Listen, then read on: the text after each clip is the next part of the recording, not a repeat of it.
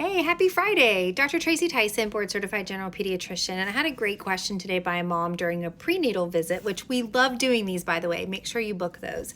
But her question was, which one is most effective, the RSV vaccination for the mom or the monoclonal antibody for the baby for prevention of RSV-related illness during that RSV season? So let's talk about it. They both are pretty equally effective.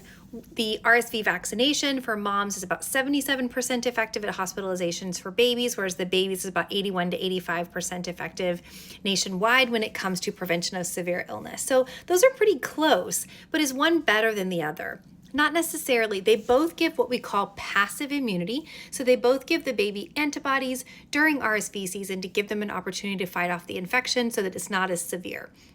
The one to get is the one that's offered to you. So if during your pregnancy the RSV vaccination is offered to you, that's the best time to get it. If for some reason you can't get it, say it's not available in your area and you're not able to get it and the baby's born, then get the monoclonal antibody. They're both fantastic. They both have a low safety profile. They both work very well, but it's all about which one is available to you. So here's a scenario where it might be better to get the vaccination than the monoclonal antibody. So say your baby is born early and they have respiratory distress and they have to go to the NICU and they're not feeling really comfortable giving the monoclonal antibody to the baby until they've stabilized. And say it's during RSV season, and say that your nurse taking care of the baby does not know that he or she has RSV and the baby gets RSV in those first few days of life. That would be horrible, correct?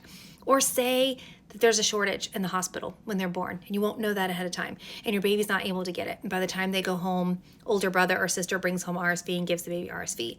So that's why we say get the preventative when you have the opportunity to, because you know that you'll be protected.